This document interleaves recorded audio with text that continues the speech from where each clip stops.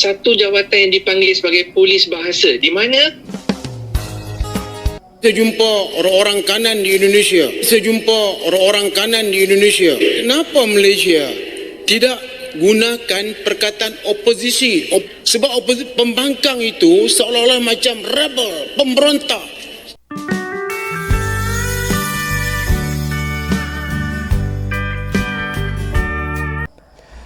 Assalamualaikum warahmatullahi wabarakatuh. Halo guys, jumpa lagi di channel ini. Baik, di kesempatan kali ini saya mau mereaksi sebuah video dengan judul Negara Maling, Melayu Malaysia menangis, negaranya tak seperti Indonesia. Judulnya lumayan serem ini ya. Dari Trend Publika kita berkomentar, tentunya kita akan lihat dulu.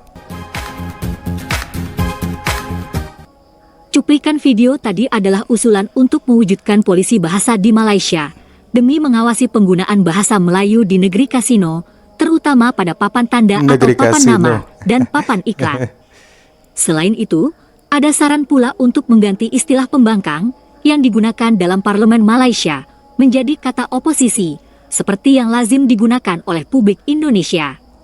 Nah, sebelum membahas hal ini, ada baiknya kita mempelajari kenapa kaum Melayu Malaysia seperti kaum yang bingung?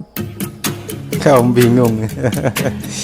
Mengapa kaum Melayu Malaysia seperti kaum yang tersesat di negaranya sendiri, di negeri kasino tersebut? Kenapa pula kaum Melayu Malaysia seperti kaum yang bingung atas identitas mereka sendiri? Dan mengapa pula mereka hobi mencuri, merampok, atau dalam bahasa halusnya mengklaim budaya dan bahasa Indonesia, sehingga sering diteriaki sebagai negara maling? Kenapa pula mereka suka membuat dongeng dan propaganda dan gemar mengais-ngais budaya masa lampau di Nusantara?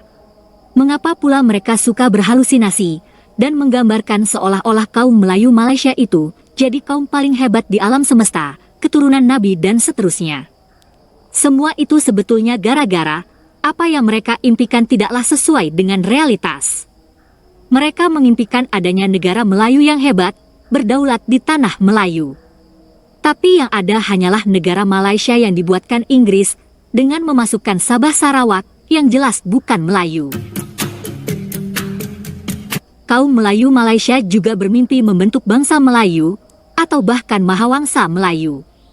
Tapi semua itu omong kosong, karena di Malaysia sendiri pun kaum Melayu tidak bisa mendominasi sepenuhnya. Yang terjadi malah, mereka memaksakan suku-suku lain dari Nusantara menjadi Melayu, dan hal itu sebenarnya menyalahi kodrat. Karena ada Maka, konsep Melayu yang ada ya? Sebenarnya Melayu palsu. Konsep ala Melayu. Begitu pula dalam urusan bahasa, mereka gembar-gembor bahwa bahasa Melayu Malaysia hebat dan mendunia. Tapi di Malaysia sendiri, bahasa Melayu telah gagal total. Gagal sebagai bahasa kebangsaan, bahasa resmi, dan gagal pula sebagai bahasa ilmu. Kaum Melayu Malaysia seharusnya tidak perlu menangisi semua kegagalan itu, termasuk kegagalan membentuk negara dan bangsa Melayu. Sebabnya jelas, semua itu konsekuensi dari pilihan pemimpin mereka sendiri di masa lalu. Dulu, mereka memilih memuja penjajah British. Raja-raja Melayu di Semenanjung memilih memihak penjajah. Adapun, para pejuang kemerdekaan yang sebenarnya malah dibiarkan dibunuh atau dimasukkan ke penjara dan dituduh komunis oleh tentara British. Lalu, tentara British pula yang akhirnya dijadikan simbol pahlawan Malaysia hingga kini. Dan kaum Melayu Malaysia yang hanya hamba raja tak berani protes. Keadaan kaum Melayu Malaysia sekarang adalah konsekuensi dari pilihan di masa lalu itu. Nenek moyang kaum Melayu Malaysia telah memilih jadi pengkhianat Nusantara, dan akibatnya harus dirasakan hingga sekarang. Itu konsekuensi yang harus diterima. Boleh saja 9 raja di Semenanjung dan kaum Melayu Malaysia menjadi sok hebat dan sok jadi penguasa Nusantara. Tapi semua dongeng dan propaganda yang mereka ciptakan hanya akan jadi bahan tertawaan seluruh bangsa Indonesia. Kalau ingin menjadi penguasa Nusantara, raja-raja kecil Melayu di negeri kasino itu harus berani memerangi seluruh suku dan wilayah di Indonesia, dan barulah mereka bisa memelayukan Nusantara secara politik. Kaum Melayu Malaysia semestinya pula berani menaklukkan Indonesia biar bisa memelayukan bahasa Indonesia. Itu kalau mereka kaum hebat dan pemberani. Kalau cuma gembar-gembor dan menyebarkan propaganda, itu namanya sikap yang banyak cakap, bahkan pengecut. Profesor Malaysia ini. Dengan bahasa yang lain, kaum Melayu Malaysia menjadi aneh dan Dari terkesan batik bodoh Malaysia. karena mereka tak paham pula apa makna negara bangsa. Dan apa pula makna negara yang benar-benar merdeka dan berdaulat. Negara yang merdeka dan berdaulat akan mampu membentuk identitas negara dan bangsa secara jelas. Kami bangsa Indonesia jelas mampu membangun identitas keindonesiaan. Kami pun berhak menamakan nama bahasa kami dengan nama apapun, dengan alasan apapun. Kaum Melayu di negeri Kasino mungkin kurang paham, peradaban itu dibentuk bukan hanya oleh masyarakat, tapi juga negara. Membual setiap hari tentang sejarah kemelayuan di masa lampau, tidaklah ada gunanya. Konsep alam Melayu tidak ada gunanya pula, karena alam Melayu tak punya presiden. Tak ada juga tentara alam Melayu. Karena realitasnya, yang kini berdaulat yang membentuk peradaban Presidennya adalah Awang negara Sariang. bangsa. Dan kalau di wilayah Nusantara, yang paling berkuasa adalah negara Republik Indonesia. Kalau sekedar bilang bahwa bahasa Melayu sudah hebat di masa lalu, sudah wujud sebelum Indonesia ada, silakan pula. Mau selamanya hidup di zaman Hang Tuah, ya boleh saja. Tak ada pula larangan untuk berhalusinasi. Tapi yang jelas, sebagai negara yang berdaulat, Indonesia berhak memberi nama bahasanya dengan nama apapun. Dan kaum Melayu Malaysia tak boleh protes. Kalau kaum Melayu Malaysia mau menangis setiap hari, ya silakan. Tapi bahasa Indonesia kini telah menjadi bahasa dunia. Nah, pada akhirnya pula, yang terjadi adalah siapa yang kuat dan besar, dialah yang akan jadi pemenang. Karena itulah, bangsa Indonesia sebetulnya tak terlalu khawatir terhadap cara-cara licik Malaysia. Hanya saja, kita terkadang kasihan, karena mereka seperti kaum yang kebingungan, dan suka mengais-ngais, suka mencuri budaya di Nusantara. Bagaimanapun, barang curian, budaya curian, tidak bisa mengalahkan yang asli. Barang curian. Kita tinggal adu saja, misalnya, batik Malaysia diadu dengan batik Indonesia. Angklung Malaysia hasil curian diadu dengan angklung Indonesia, dan seterusnya. Bahasa Indonesia pun tentu akan jadi pemenang, dan bahasa Melayu Malaysia akan tenggelam. Misalnya saja, kata oposisi diambil oleh Malaysia, silakan saja.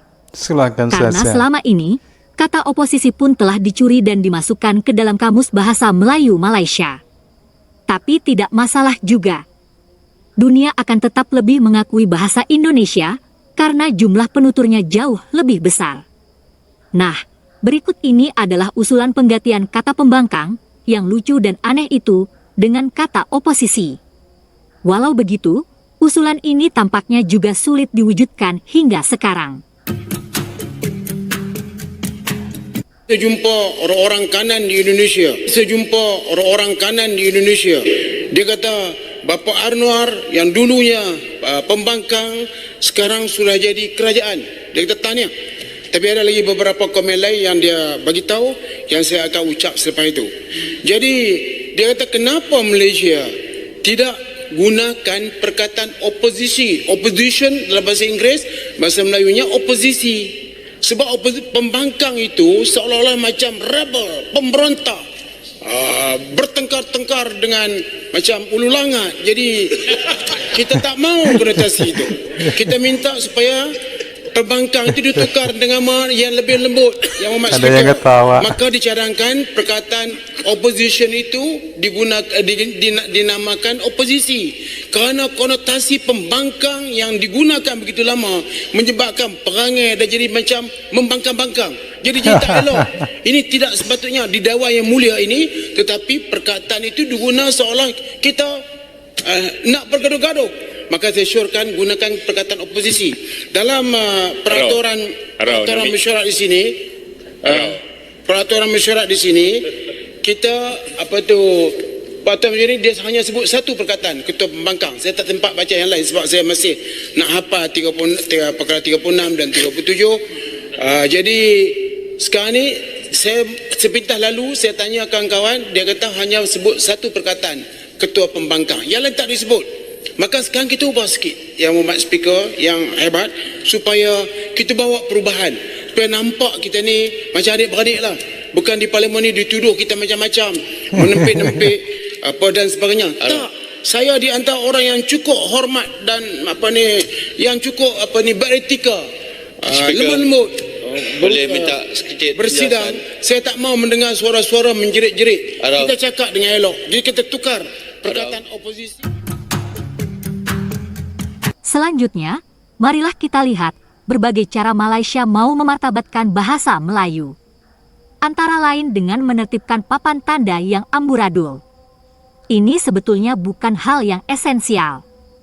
Kegagalan yang paling jelas justru bahasa Melayu telah gagal menjadi bahasa ilmu di Malaysia karena hanya 1-2 universitas di sana yang memberikan kuliah dalam bahasa Melayu. Itu adalah kegagalan yang besar. Jadi, video berikut ini sebenarnya hanya memperlihatkan kebingungan kaum Melayu Malaysia saja karena bahasa mereka semakin terpuruk. Sikap ambil mudah penggunaan bahasa yang betul dalam iklan dan papan tanda demi mengaut keuntungan dan kepentingan dilihat semakin membarah. Pencabulan terhadap bahasa Melayu ini telah menjadi norma yang sukar diperbetulkan. Mengulas lanjut, pensyarah linguistik Fakulti Sains Sosial dan Kemanusiaan, Universiti Kebangsaan Malaysia UKM, Profesor Madya Dr. Muhammad Fazal Muhammad Sultan mencadangkan untuk mewujudkan polis bahasa yang diberi kuasa untuk mengawal dan mengenakan tindakan terhadap pencabulan bahasa kebangsaan.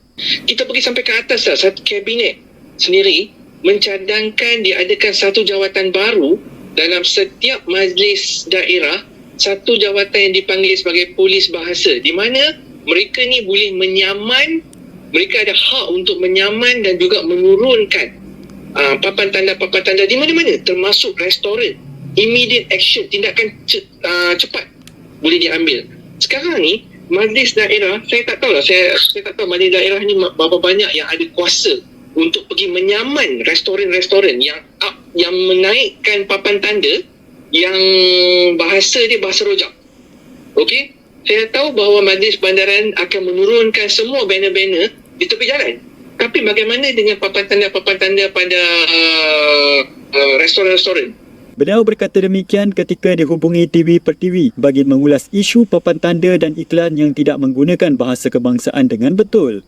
Tambah Dr. Fazal, penggunaan bahasa asing dalam papan tanda tidak sepatutnya berlaku. Namun jika ingin diletakkan, sepatutnya bahasa kebangsaan mesti diutamakan. Malah katanya, majlis daerah boleh bekerjasama dengan Dewan Bahasa dan Pustaka DBP untuk menyemak dahulu penggunaan bahasa sebelum meluluskan papan tanda yang mahu dinaikkan. Lepas tu pada masa yang sama, bila mereka bebas macam ni, mulalah kita ada papan tanda dalam bahasa Cina dan bahasa Tamil. Yang tak sepatutnya bahasa kebangsaan yang kena ada papan tanda hanya bahasa Melayu sahaja. Kalau letak bahasa Inggeris, bahasa Cina, bahasa Tamil, kecilkanlah perkataan-perkataan tu. Tapi bahasa Melayu tetap ada di atas besar. Bukan sebaliknya. Okey, ada bahasa Cina, bahasa Melayu tak ada. Tak tahu apa sebab, apa rasionalnya saya tak nampak. Okey, itu satu masalah. Bahasa rojak satu lagi masalah. Ini semua saya rasa boleh selesai kalau kita ada satu badan yang dipanggil sebagai polis bahasa. Okey, yang boleh pergi turunkan papan tanda, cadangkan perkataan yang lebih baik, minta bagi ada lesen dulu baru boleh naik papan tanda. Bukan sewenang-wenangnya bagi mereka kebenaran. Dr. Fazal turut menambah, tindakan saman wajar dikenakan kepada mereka yang bersalah menggunakan bahasa kebangsaan untuk dijadikan sebagai satu pengajaran.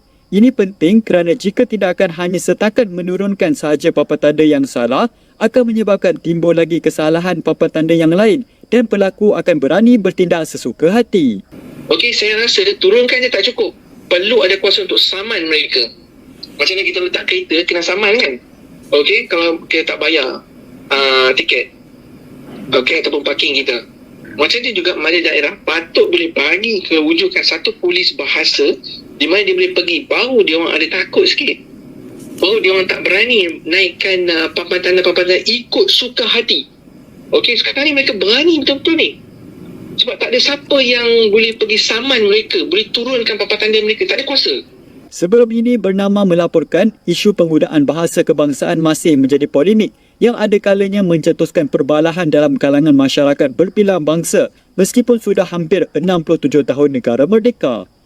Persoalan bahasa di Malaysia memang sampai sekarang itu masih menjadi polemik. Tidak hanya bahasa saja, juga sejarah di Malaysia juga demikian. Persoalan bahasa sebagai satu identitas bangsa, sebagai alat pemersatu di Malaysia, ternyata sampai hari ini tidak menjadi kebanggaan, di mana cara masyarakat Malaysia menyikapi bahasa Melayu ini tidak menjadi satu kebanggaan bagi mereka untuk bisa dipergunakan dengan baik. Oke teman-teman, ya demikian. Bagaimana menurut kalian? Silakan kalian bisa berkomentar. Terima kasih. Sampai jumpa lagi di video berikutnya. Wassalamualaikum warahmatullahi wabarakatuh.